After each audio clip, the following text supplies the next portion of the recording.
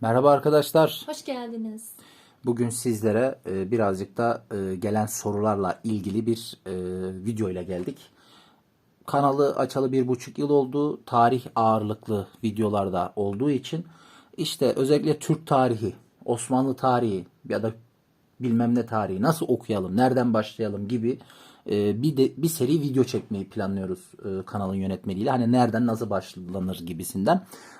Burada videoda da ilk şeyimiz Mustafa Cezzar'ın ilk 4 cildini, kalan 2 cildinin ise Mithat Sertoğlu'nun tamamladığı Türk Tarih Kurumu yayınlarından çıkan Mufassal Osmanlı Tarihi isimli külliyatı anlatacağız. Şöyle hemen kenara koyup tek tek göstermek niyetindeyim size. Şimdi bu resimli ve haritalı mufassal Osmanlı tarihi arkadaşlar. Mustafa Cezzar'ı uzun uzun anlatmak istemiyorum açıkçası.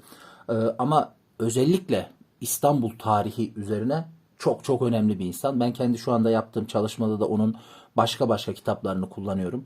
Zaten şurada çaktırmadan görünmüş meğer. Şurada postiş koyduğum yerler de benim şu an yaptığım çalışmayla ilgili direkt ciltleri taradığımda edindiğim şeyler.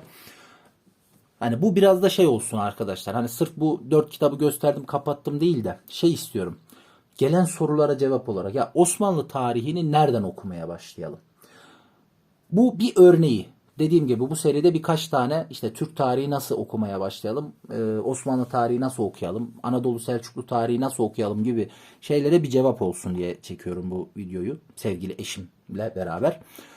Örnek veriyorum. Siz hiç tarih bilmiyorsunuz.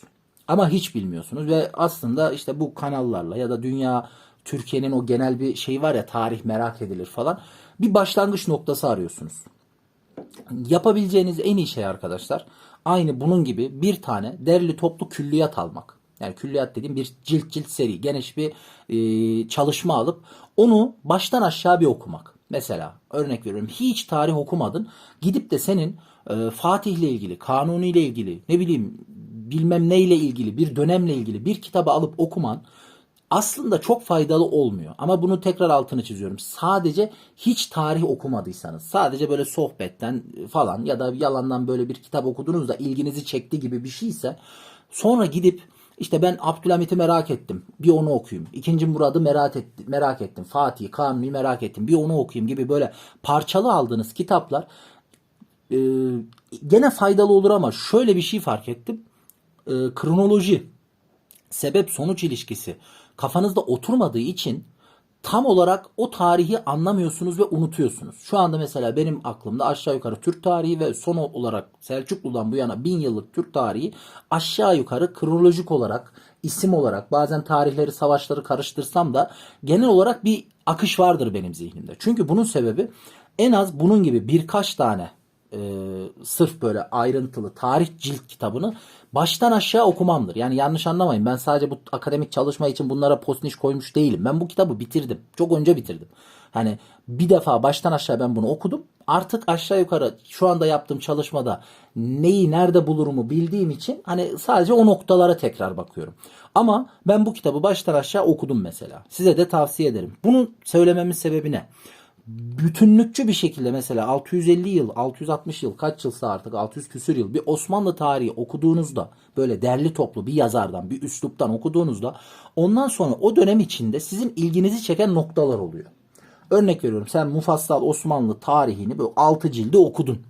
O 6 cildi okuduktan sonra bir bölüm örnek veriyorum Kanuni dönemi, Abdülhamit dönemi, 4. Murat dönemi ya da kuruluş dönemi sizin ilginizi çekiyor.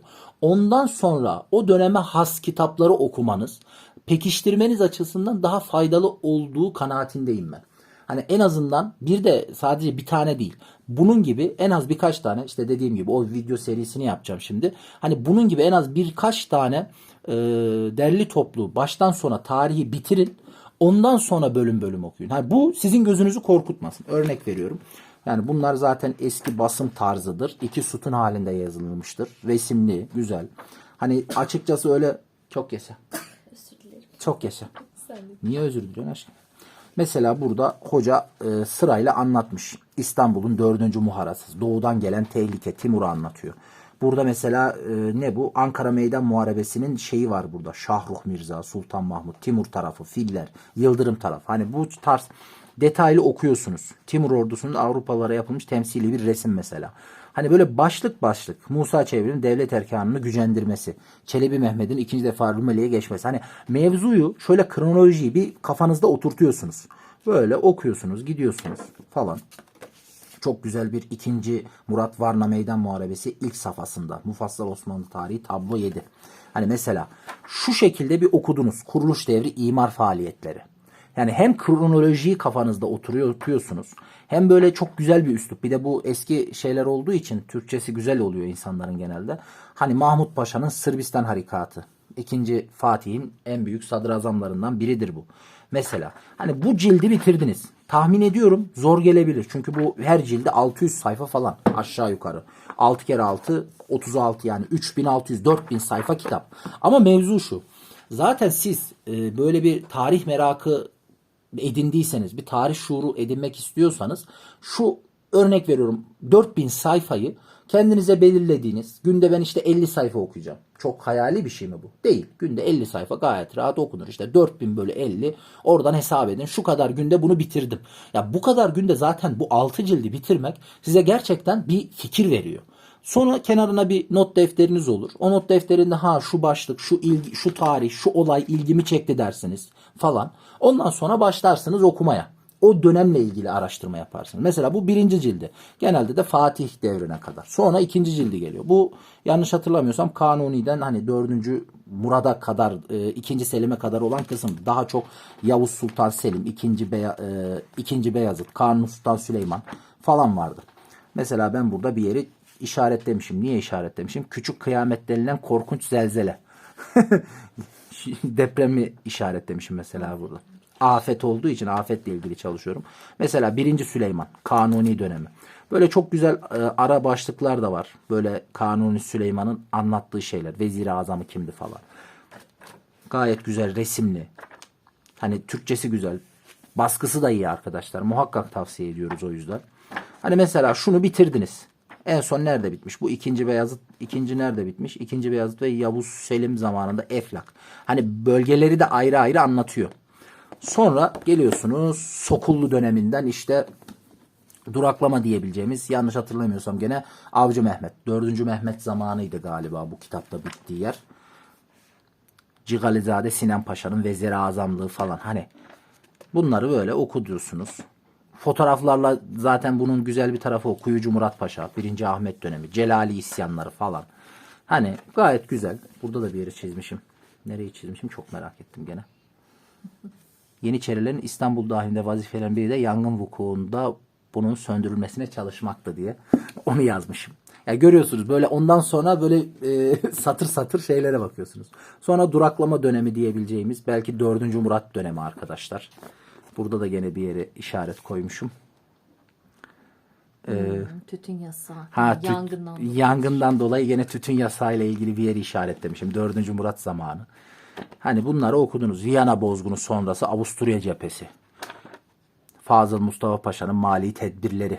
2. Süleyman dönemi. Dediğim gibi duraklama dönemi. Yani Mustafa Cezzar Hoca zaten özellikle afet tarihi, İstanbul tarihi üzerine çok yoğun çalıştığı için hele bir başka kitapları var çok iyi yani. Hani garip bir şekilde Mustafa Cezzar bilinmeyen bir tarihi şahsiyet gibi geliyor bana. İyi bir tarihçi ama niyeyse bizim İsmail Hakkı Uzunçarşılı, İsmail Hami Danışment kadar bilinmemiş. Bilinmiyor. Niye bilinmiyor bilmiyorum. Mithat Sertoğlu devam etmiş. Onu o kadar tanımıyorum ama okuduğumdan hatırladığım güzeldi yani. Onun da Türkçesi güzeldi. Yani burada da 1. Abdülhamit dönemi mesela. Yenileşme dönemi. Burada da muhakkak bir şeyler var arkadaşlar. Bulursunuz. Hani ondan sonra en sonunda işte Mufassal Osmanlı tarihi 6. cilt. Şu Mithat Paşa'ya benziyor. Yanlış hatırlamıyorsam. Burada birkaç yeri çizmişim aşkım. Son dönem ya. Evet son dönem ya. Yenileşme hareketleri falan. Hattı Hümayun Şaban tarihinde. Ha burada da direkt Tanzimat'ın resmi belgesini alayım diye. Atfını yapayım diye almışım herhalde. Burada neyi çizmişim? Islahat fermanı. Ha burada da ıslahat fermanını büyük ihtimal atıf yapacağım. Bu neymiş? Beyoğlu yani. Beyoğlu yani. Dediğim gibi gördüğünüz gibi arkadaşlar hani durum bu. Bence bu şeye ne diyebiliriz aşkım? Hani Osmanlı tarihi okumaya nasıl başlamalıyım? Videonun kapağı. Olabilir. Evet. Osmanlı tarihi okumaya nereden başlam? Öneriler. Öneriler. Yani şu efendi gibi bu 6 cildi okuyorsunuz arkadaşlar. Türk Tarih Kurumu zaten görece diğer yayınlara göre uygundur. Du. Dur. Du. Biz Evet. yakın zamanda Son gitti. gittik. Evet. Bir ay önce gittik ve çok üzüldük. Ama bunun belki baskıları varsa hani baskısı olanlar Eski yine baskı eski olabiliyor. ücretten olabiliyor. Olabiliyor. Onun için de en iyisi de şehrinizdeki... Ya da şeyi de tavsiye ederim. Sahaflarda eğer daha Ha, ucuzdan olabilir. temin edildiyse hani Mustafa Cezzar yazın nadir kitaba mesela. Muhakkak bu 6 cildi daha görece uygun bulabileceğinizi Evet, bir düşünüyorum. bakın hangisi uygunsa. Size çok güzel bir Osmanlı tarihi. Hani çok kanalda sık geliyordu bu soru. Evet. Nasıl okuyalım? Böyle Biri başlayın bu. arkadaşlar. Biri bu. Yani Bu şuradan olur. başla. Yani Güzel yani. yani gerçekten hani bir de çok taraflı tarih yok, yanlı tarih meseleleri falan var ya, hiç girmeyin o işlere arkadaşlar. Efendi gibi somut, objektif bilgi. 6 cilt. Her biri neredeyse 600-650 sayfa, 4000 sayfa falan. Gözünüz dediğim gibi korkmasın gençler. Özellikle bize gençler çok Tarihe soruyor. meraklı gençler için o çok şey değil zaten. Öyle mi Su diyor? gibi akıp gidiyor ya. Öyle mi? Bir de Vallahi. şimdiki gençler belki çok aşina değildir de bizim zamanımızda daha biz ansiklopedilerden falan ders çalıştığımız için Tabii böyle canım. iki sütun direkt bende o nostaljiyi yaratıyor. Hep böyle alırdım. Meraklıyım çünkü işte lisede falan henüz daha internetim yoktu. Böyle çok fi tarihi değil ama Doğru. böyle sabah 5'te uyanırdım. Başlardım okumaya. Böyle sonunu görürdüm. Yani meraklı sonunuzu yutar zaten. Doğru. Hani Meraklısının gözünde özellikle büyümez. bize işte o genç arkadaşlar tavsiye Evet, edenler onlar böyle nereden yalan başlamadım. yutar. Yani öyle bir kitap alayım okuyayım değil arkadaşlar. Şöyle alacaksın derli toplu bir 6 cilt. Kafanda Baştan net olur aşağı. en azından. Hiç belki de ilk seferde ben hani defter al kenarına merak ettiğin yerleri not et Üstüne dedim çizer. ama hiç ona bile gerek olmayabilir. Roman gibi al oku. Tabii Yani canım. oku, muhakkak aklında bir şey kalır ve kafanda emin ol arkadaşlar şöyle bir şey oluşuyor. Eğer o disiplinle okursanız, ben 50 dedim ama siz mesela günde 100 sayfayla şunu okuyup da işte örnek veriyorum 2 ayda 3 ayda şu 6 cildi bitirdiğinizde kafanızda şunu hissedeceksiniz. Ya benim kafamda başından sonuna bu Osmanlı Devleti, İmparatorluğu neydi, nasıl oldu, nereye geldi? En azından sosyokültürel tarihi eksik olsa bile, onu da belirteyim. Hani sosyokültürel tarih, ekonomisi, ne bileyim halk şeyi falan Siyasi. eksik olsa da siyasi tarih olarak, kronoloji olarak kafanızda olur.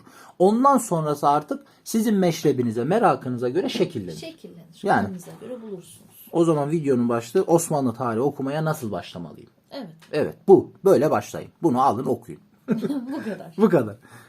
Buraya kadar geldiyseniz videoyu beğenmenizi, yorum yapmanızı, merakı olabileceğini düşündüğünüz arkadaşlarınızla paylaşmanızı rica ediyoruz, istirham ediyoruz. Abone değilseniz lütfen abone olun. Tabii abone olun. Yani. Değil mi? Evet. Abone olun. Herkese Kolay gelsin.